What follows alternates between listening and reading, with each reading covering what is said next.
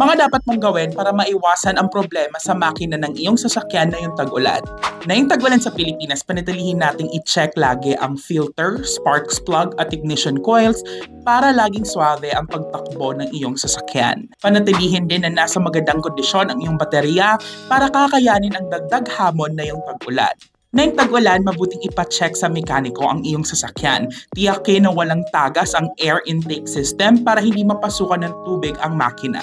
Mas mabuti din na alamin ang daan na dadaanan at iwasan ang mga flood-prone areas kapag nagbabiyahe para maiwasan ang any flood or water damage. Lastly, panatilihing regular na linisan ang sasakyan at siguraduhin tuyo ang engine bay habang nagbabiyahe sa ulan para maiwasan ang corrosion. Ito lamang ay mga simpleng tips para maiwasan ang pagkasira ng makina ng iyong sasakyan. Sa gayon, sakaling ibebenta mo ang sasakyan mo, ito ay well-maintained.